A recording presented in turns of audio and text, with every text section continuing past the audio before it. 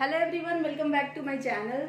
So today as you see, I'm again going to discuss the next topic of group theory, that is abstract algebra.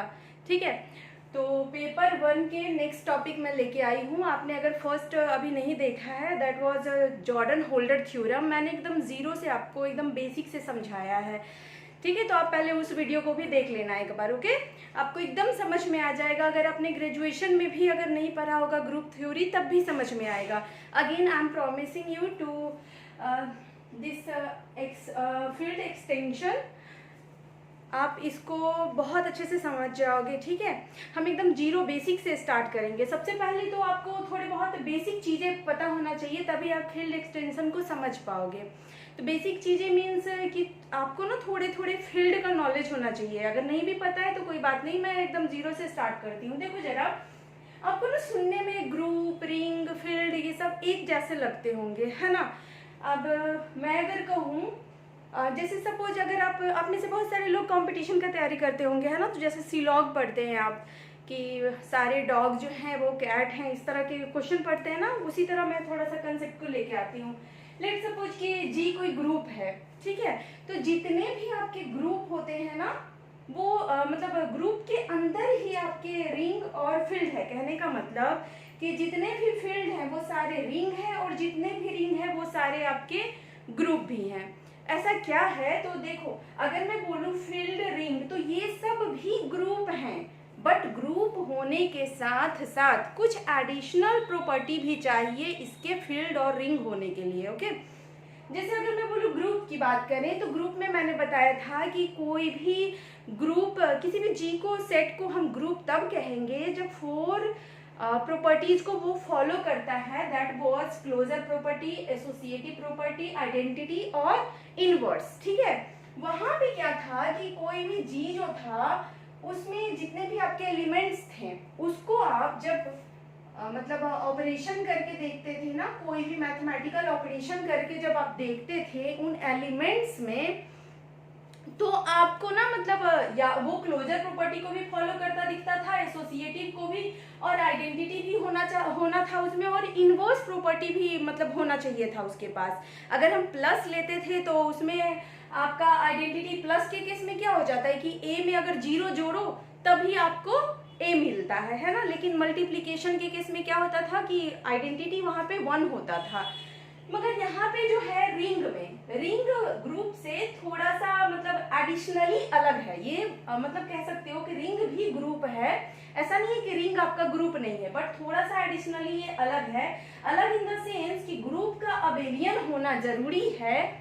Group का abelian होना जरूरी कहने का मतलब कि group जो कम्यूटेटिव प्रॉपर्टी को भी आपका मतलब फॉलो करे. कम्यूटेटिव मतलब जैसे कि आप ए और बी का ऑपरेशन जब करते हो ना, ए और बी का ऑपरेशन करो तो वापस से वो आपका बी ए हो जाए. और यहाँ कम्यूटेटिव कहने का मतलब, अब आपके दिमाग में लग रहा होगा कि प्लस एडिशन पे भी कम्यूटेटिव होगा क्या और मल्टीप्लिकेशन पे भी, तो नहीं.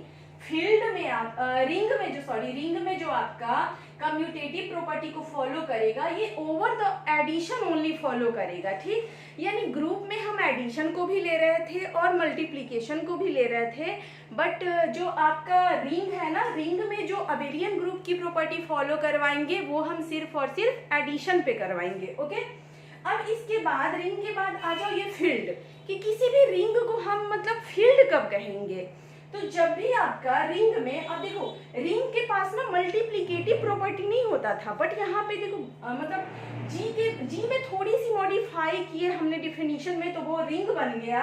और रिंग में थोड़ा सा एडिशनल मॉडिफिकेशन जब हम करेंगे ना, वो एडिशनल मॉडिफिकेशन क्या है कि फील्ड में मल्टीप्लिकेटिव इनवर्स भी होना चाहिए. मतलब कि अगर आपके पास फील्ड का एक एलिमेंट 2 है तो 1/2 भी होना चाहिए, अगर 3 है तो 1/3 भी होना चाहिए.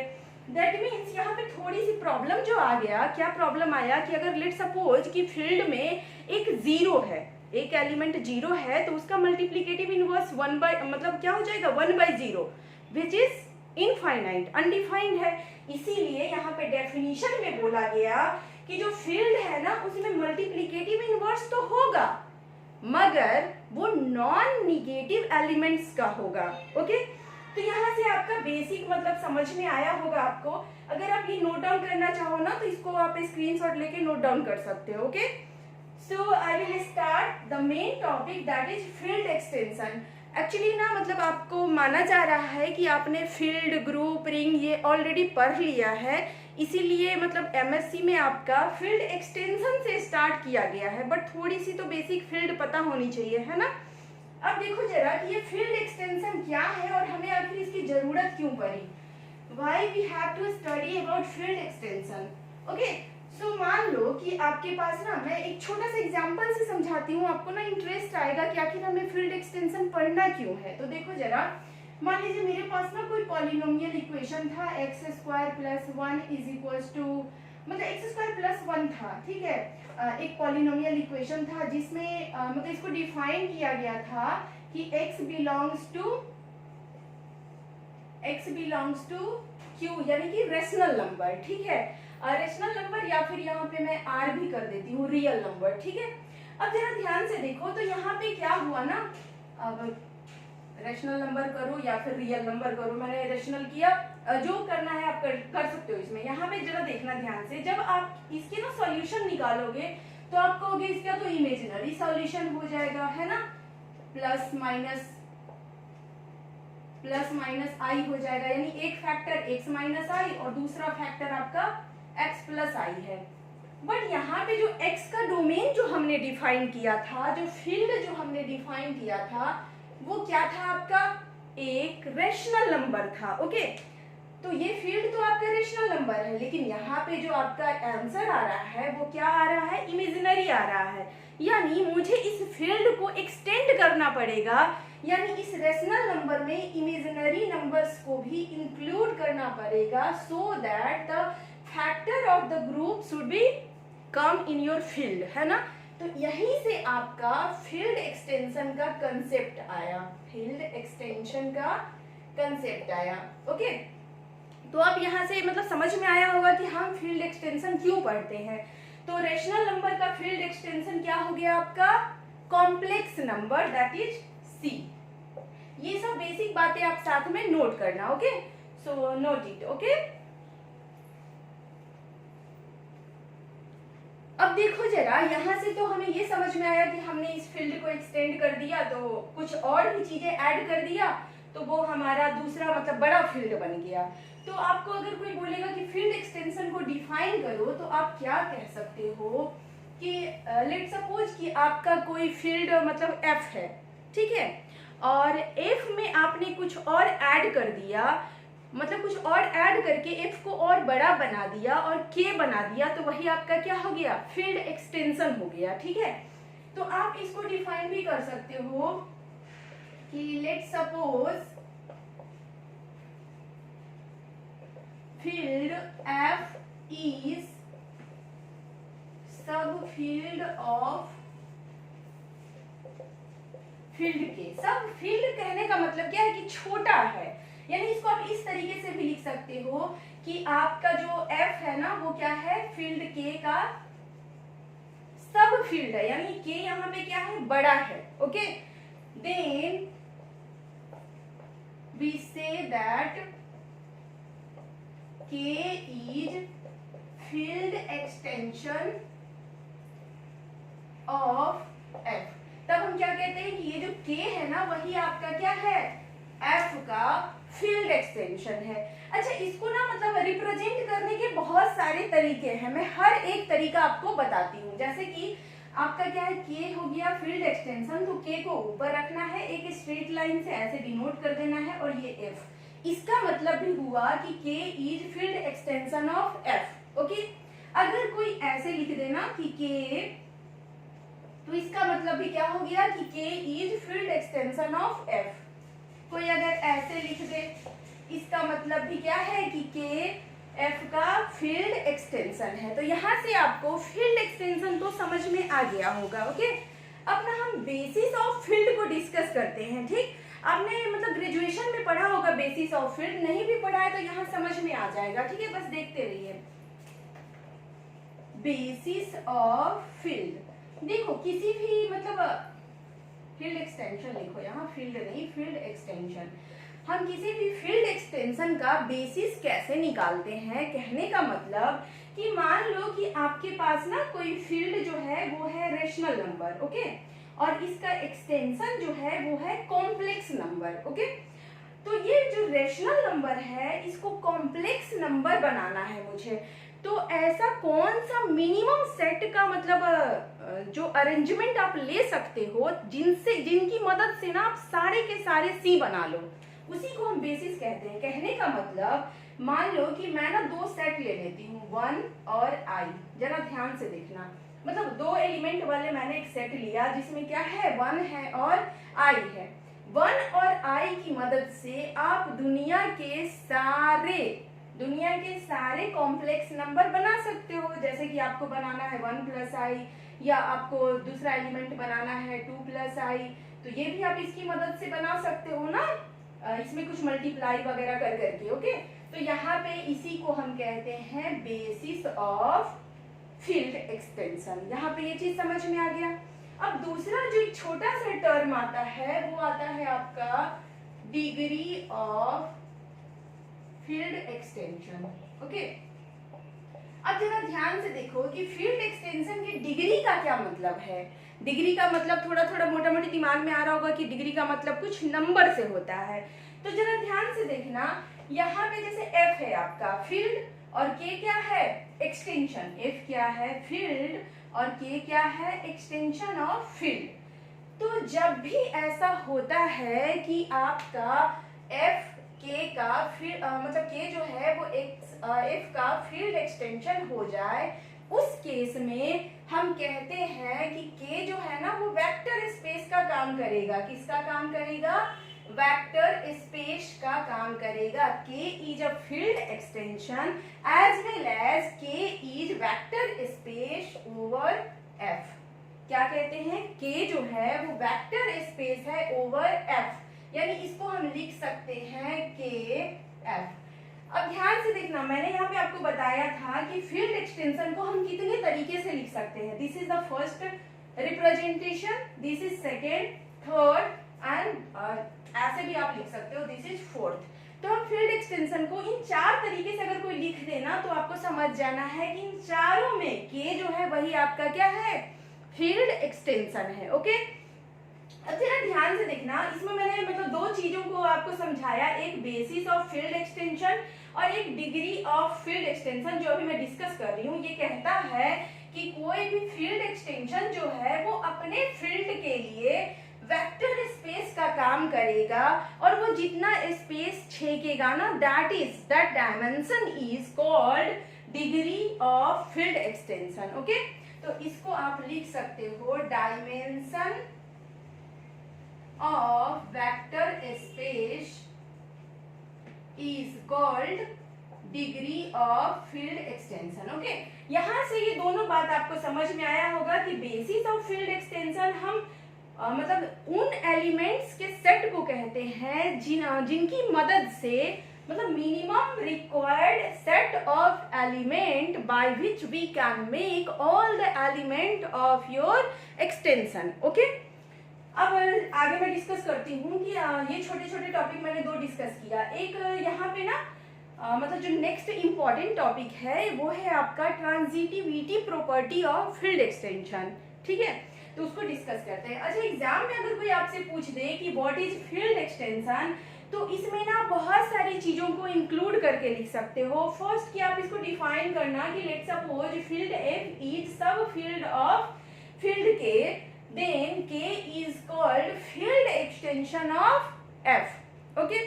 अगर आप चाहो तो मतलब थोड़ा एडिशनली इसमें मतलब डाल सकते हो कि क्यों हमें फील्ड एक्सटेंशन पढ़ने का जरूरत पड़ा, तो उसमें आप एक एग्जांपल लेके भी दिखा सकते हो जो अभी मैंने दिखाया, okay. The next topic is transitive property of field extension. इसे हम डिस्कस करते हैं कि आखिर ये ट्रांजिटिव प्रॉपर्टी है क्या। तो जरा ध्यान से देखना कि ट्रांजिटिव प्रॉपर्टी क्या होता है ना, कि मान लो कि आपका ना एक मतलब फील्ड है K, ठीक है, एक फील्ड है आपका K, और इस K मतलब फील्ड एक्सटेंशन है आपका K। ये जब फील्ड एक्सटेंशन है तो किसी ना किसी का तो होगा ना फील्ड एक्सटेंशन। मान लीजिए के जो है ना वो m का फील्ड एक्सटेंशन है, ठीक है, और m जो है ना ये फील्ड एक्सटेंशन ऑफ f है। ओके, के फील्ड एक्सटेंशन ऑफ m है और m जो है ना वो field extension of what f है, ठीक। तो इस केस में आपका जो k है ना that should B field extension of f। यही है आपका ट्रांजिटिव प्रॉपर्टी। इसी को आप स्टेटमेंट में लिख सकते हो कि transitive property said that if k is field extension of m and m is field extension of f, then k must be field extension of f, ठीक है।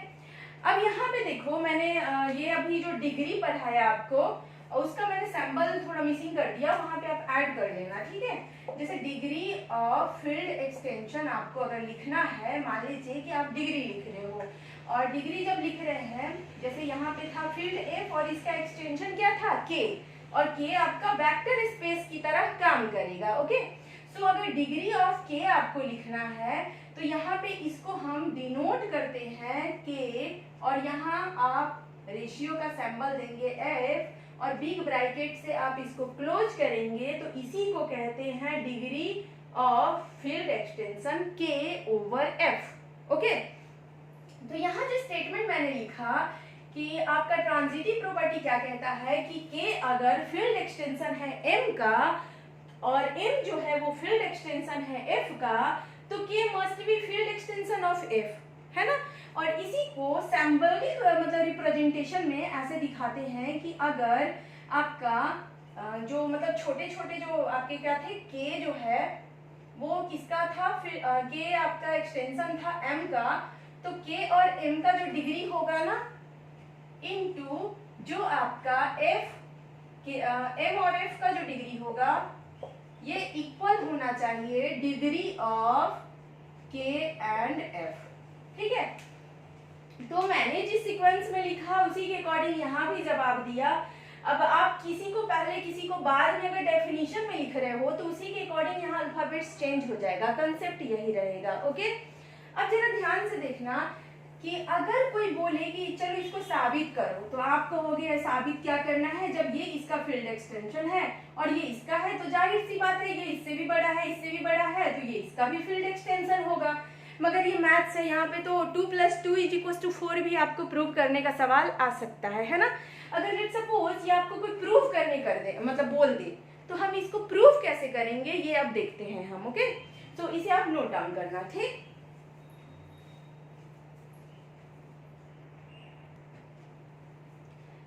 Now let's suppose we have to prove this transitive property of field extension. Okay? तो हम इसको proof तभी कर पाएंगे जब आपको थोड़ा सा बेसिक मतलब लीनियर इंडिपेंडेंट सेट का बेसिक थोड़ा सा नॉलेज हो। मैं आपको थोड़ा सा डिस्कस कर रही हूँ यहाँ पे कि अगर मैं बोलूँ ना ये बेसिक मैं थोड़ा डिस्कस कर रही हूँ आपसे। अगर मैं बोलूँ किसी भी मतलब वेक्टर के बारे में, अब देखो कोई भी फील्ड एक्सटेंशन अगर मैं किसी को बोल रही हूँ तो वो ऑटोमेटिक क्या है, एक वेक्टर है, वेक्टर स्पेस है, ठीक। तो जब भी यहाँ पे बात होगा लीनियर प्रॉपर्टी का, लीनियर इंडिपेंडेंट प्रॉपर्टी का, तो उसका मतलब है कि हम किसी वेक्टर की बात कर रहे हैं। देखो जरा ध्यान से, इफ आई से कि k जो है ना वो आपका लीनियर इंडिपेंडेंट है। मान लो अगर मैं बोलूं कि कोई भी मतलब सेट लीनियर इंडिपेंडेंट है, तो उसका मतलब होता है कि अगर ना आप इसका किसी स्केलर को ले आओ, ठीक, और सिंपली समझो कि जैसे कि ये है आपका मतलब कोई वेक्टर फील्ड है, ठीक है। तो ये लीनियर अगर इंडिपेंडेंट होता है उसका मतलब होता है कि कोई भी नॉन ट्राइवल आपका सेट जो है ना वो मतलब वहां पे एग्जिस्ट नहीं कर रहा है। कहने का मतलब कि आप अगर बहुत सारे स्केलर ले आओ, जैसे कि इसके मान लो ना मतलब के ना आपके बहुत सारे सेट हैं जिसमें आपका A1 है, A2 है, एलिमेंट्स A3 है, A4 है, इस तरह बहुत सारे एलिमेंट्स हैं।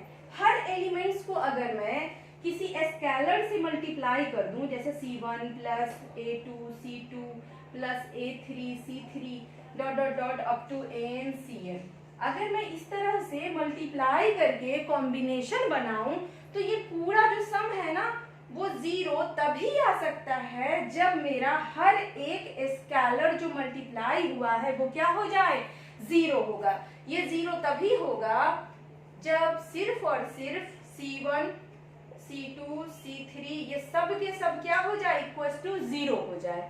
ठीक है, अब यहाँ पे आप समझाते हैं कि इस कॉन्सेप्ट का क्या जरूरी पड़ेगा प्रूफ करने में, ये देखते हैं हम। ठीक है, सो आप वीडियो के स्किप मत करना, चाहो तो स्पीड बढ़ा लेना बट स्किप मत करना, क्योंकि हम ना थोड़ा स्लो पढ़ा रहे हैं आज, ताकि आपको ये समझ में आए। काफी मुश्किल लगता है ना थोड़ा सा समझना, इसलिए। तो देखो जरा ध्यान से कि आप ना थोड़ा स्टेटमेंट में लिखना, मैं सैम्पल में लिख रही हूँ, बोल रही हूँ जो चीज वो आप लिख लेना। कि लेट सपोज ये K क्या है, फील्ड एक्सटेंशन ऑफ M है। ठीक है, ये स्टेटमेंट में ही बोला गया है कि K क्या है, फील्ड एक्सटेंशन ऑफ M है।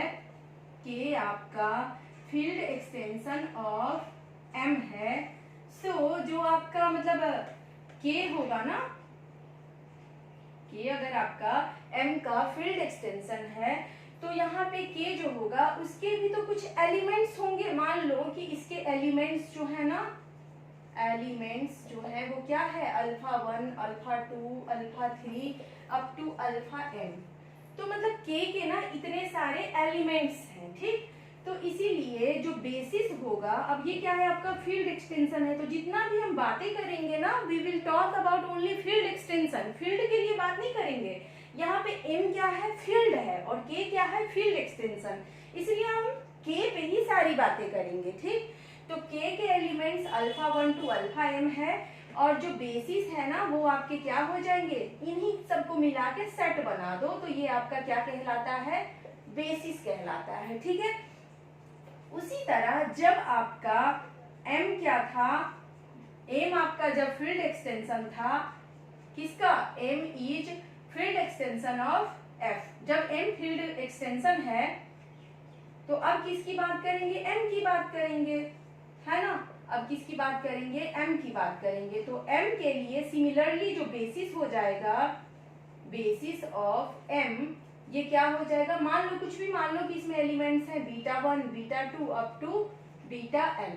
ठीक है, अब देखो इसके बेसिस में एलिमेंट्स ये हैं और इसके बेसिस में एलिमेंट्स ये हैं। इसको आप मान लो A और इसको मान लो C इसलिए लिखे ना क्योंकि बीटा और B में कंफ्यूजन ना हो जाए। ओके, तो ये हमारा बेसिस ऑफ K था और ये हमारा बेसिस ऑफ M है। ठीक, अब यहाँ पे मैं शुरू से मान के चल रही हूँ कि जो मतलब K और M का जो बेसिस है ना वो एक दूसरे से इंडिपेंडेंट है। ठीक है, लीनियरली इंडिपेंडेंट है। ओके, अब लीनियरली इंडिपेंडेंट क्यों मान रहे हैं, क्योंकि हमको एजम्पशन इंडिपेंडेंट ही करके चलना है ना, तब ना बाद में हम इसको प्रूव करेंगे कि हाँ भाई जो K है वो इसका भी फील्ड एक्सटेंशन है। ठीक, तो यहाँ पे हमें एजम्पशन करना, एजम्पशन क्या आप लिख ही दो यहाँ पे कि A and C are linearly independent. क्या लिखना है कि ये जो बेसिस ऑफ K है इसको आप लिखना basis of K that is A। मैं डायरेक्ट A लिख रही हूँ कि यहाँ पे A और C क्या होगा, लीनियरली इंडिपेंडेंट होगा। सो यहाँ पे प्रूफ करने के लिए असल में हमें प्रूफ क्या करना है, अगर हम किसी भी तरीके से एक ऐसा सेट मान ले जो दोनों को कंबाइन करके बना हो, इसके बेसिस से भी और इसके बेसिस से भी, अगर हम दोनों के बेसिस, दोनों के फील्ड एक्सटेंशन के बेसिस को मल्टीप्लाई कर करके अगर एक सेट बना लें और उस सेट को भी अगर लीनियर इंडिपेंडेंट साबित कर दें, उसका मतलब मेरा ऑटोमेटिक जो स्टेटमेंट है वो प्रूफ हो जाएगा। तो आपके दिमाग में ये कंसेप्ट होना चाहिए कि हमें करना क्या है कि दोनों सेट के एलिमेंट को आपस में मल्टीप्लाई करके एक नया सेट बनाना है और उसको लीनियरली इंडिपेंडेंट साबित कर देना है। ठीक, सो लेट बेसिस मतलब एक सेट ही मान लो, लेट अ सेट, अब A मान लिए, C मान लिए, नेक्स्ट D मान लेते हैं कि set D is equals to है आपका alpha 1 beta 1 plus alpha 2 beta 2 ऐसे करके डॉट डॉट डॉट। अल्फा कहाँ तक मैंने माना था, M तक, और बीटा कहाँ तक माना था, N तक, है ना। बीटा हमने n तक माना था, ठीक है। अब इसी को हम शॉर्ट में अगर रिप्रेजेंट करें तो लिख सकते हैं कि d is equals to alpha I और बीटा जे, क्योंकि यहाँ पे m तक है और n तक है तो दोनों क्या है, डिफरेंट है, तो इसको अल्फा आई और बीटा को जे, बीटा जे लिख दिया मैंने, जहाँ पे आई की वैल्यू कहाँ से कहाँ तक है, 1 से लेके m तक है, और जो मतलब आपका जे है, जे जो जिसको मैंने माना है उसकी वैल्यू कहाँ से कहाँ तक है, 1 से लेके n तक है, ठीक है। मैंने ऐसा एजम्पशन किया कि एक नया सेट मान लो जिसमें अल्फा आई बीटा जे जो है वो उसका कॉम्बिनेशन से मिलके बना हुआ है ये सेट, ठीक। So we have to prove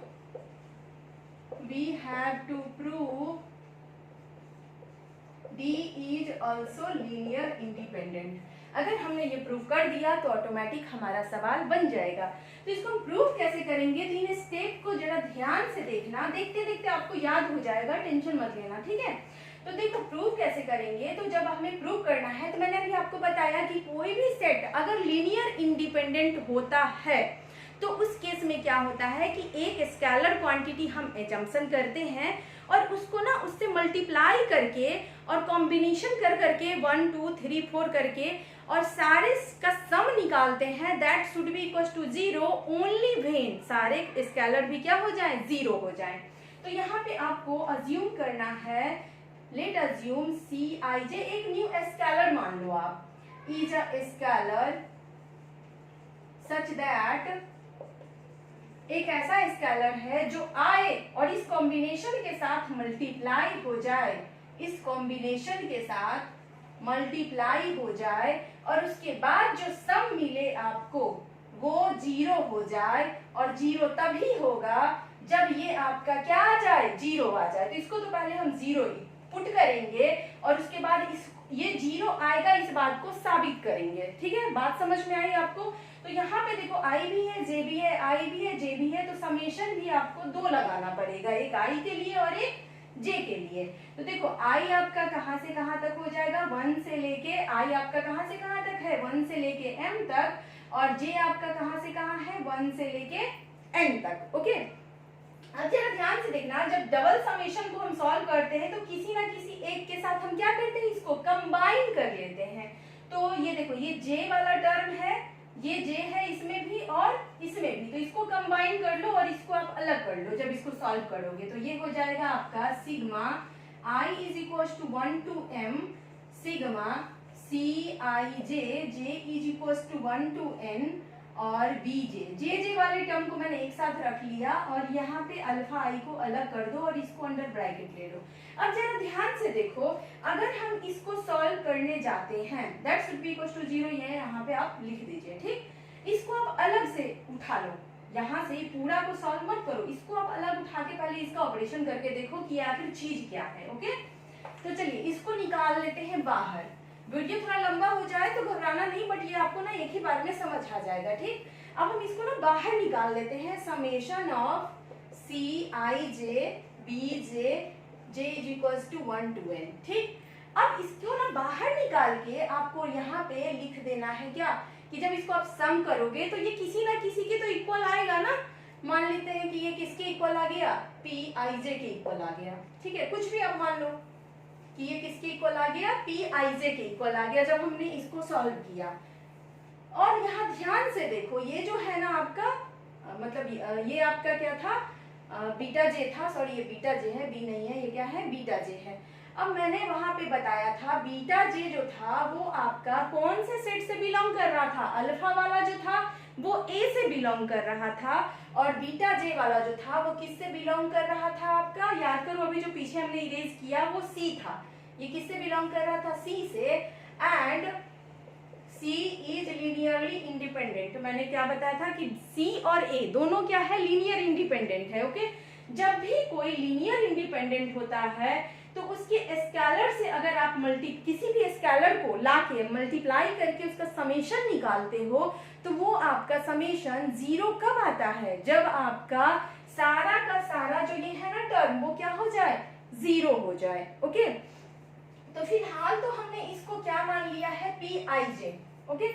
इस पी आई जे को ना उठा के यहाँ पे आप रख दो, पी आई जे को उठा के यहाँ रख दो, पी आई जे, और यहाँ पे इसको लिख दो अल्फा आई, और ये है I is equal to 1 to m। ठीक है, मैंने उस पी आई जे को उठा के यहाँ रख दिया और इसको लिख दिया अल्फा आई। अब ये पूरा इक्वल टू 0 था, तो ये भी क्या होना चाहिए, इक्वल टू 0। ठीक है, अब हम देखो 0 0 आप कहोगे अपने मन से आपने क्यों ले लिया, तो हम 0 अपने मन से लेंगे और स्केलर को 0 ना प्रूव करेंगे। ठीक है, यही चीज मैंने तब भी बताया था आपको। तो यहाँ पे हमने अभी 0 0 जो है ना उसको लेके कैरी ऑन कर रहे हैं। अब बोलेंगे यहाँ पे कि चूंकि अल्फा आई जो है, ये अल्फा आई आपका किससे बिलोंग कर रहा था, ए से, और ए क्या था आपका, लीनियर इंडिपेंडेंट था, है ना। और कोई भी लीनियर इंडिपेंडेंट को आप अगर किसी भी स्केलर के साथ मल्टीप्लाई करके प्रोडक्ट बना के अगर समेशन करते हो तो वो 0 तभी आएगा, ये वाला आपका 0 तभी आएगा, this will be 0 only when Pij is equals to 0 for all ij। सारे के सारे ij के लिए ये वाला जो स्केलर है ये अगर 0 होगा तभी हम कहेंगे कि ये जो है आपका पूरा का पूरा टर्म 0 है। ओके, अब यहाँ पे Pij इज इक्वल टू 0 हो गया प्रूव, और आपको क्वेश्चन में Cij is equal to 0 prove करना था। तो अब देखो Pij चूंकि 0 हो गया, इसको आप इक्वेशन लिख लो 1। ठीक, सो इन इक्वेशन नंबर 1, अब इक्वेशन नंबर 1 में ये जो summation Cij j is equal to 1 और ये बीटा j जो है ये भी क्या हो गया 0, क्योंकि हमने Pij को 0 साबित कर दिया है। ओके, ये अगर 0 हो गया दैट मीन्स अब देखो यहाँ पे वही चीज को बात फिर से बोलेंगे कि बीटा j जो है वो C से बिलोंग करता है, और C क्या है, लीनियर इंडिपेंडेंट, इसीलिए इसका स्केलर भी क्या होना चाहिए 0, तभी ये पूरा क्या होगा 0। इसीलिए जो आपका ये पूरा कॉम्बिनेशन है वो 0 तभी होगा if and only if this scalar should be 0 for all i and j। तो साबित हो गया ना, हमने Cij को 0 साबित कर दिया, इसका मतलब है आपका इसका मतलब क्या हो गया, वही चीज मैंने शुरू में बोला था कि अगर आप Cij को 0 साबित कर दोगे तो उसका मतलब ऑटोमेटिक हो जाएगा कि जो k है ना वो लीनियर इंडिपेंडेंट ओवर क्या हो गया आपका, ये जो Cij था इसको आपने 0 कर दिया साबित, इसीलिए जो आपका प्रोडक्ट जो आपने अल्फा आई बीटा आई वाला जो सेट माना था, इसीलिए सेट, उस सेट का नाम क्या था, सेट D था, है ना, चेक कर लेना। D is equals to alpha I beta J, और ये आई जो था वो 1 से लेके कहाँ तक था आपका, आई की वैल्यू 1 से लेके m तक, और जो j था वो कहाँ से कहाँ तक था, n तक। ठीक है, will be also linear independent, हमने साबित कर दिया, बस यही चीज आपको साबित कर देना था, इसीलिए आपका k जो क्या हो जाएगा, वो आपका फील्ड एक्सटेंशन ऑफ, k जो है वो फील्ड एक्सटेंशन ऑफ क्या हो जाएगा आपका, लास्ट में क्या था, k था, m था, f था, यही ना आपको साबित करना था, तो ये आप लिख देना।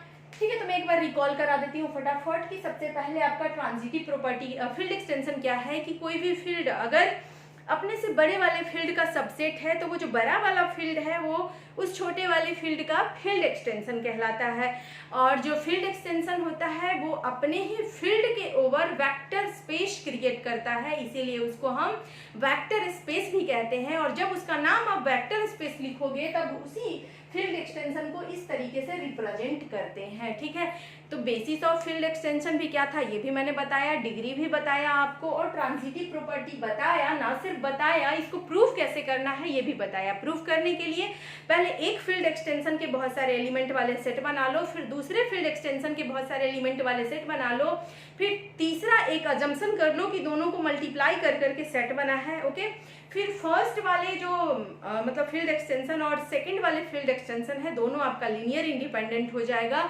और दोनों को कंबाइन करके किसी स्केलर से मल्टीप्लाई करके जो समेशन है उसको हमें 0 मानना है, और 0 मानने के बाद जाके उस स्केलर को भी 0 साबित कर देना है, बस यही काम करना है। तो आपका field extension and transitive property of field extension, I hope कि मैं आपको समझा पाई हूँ।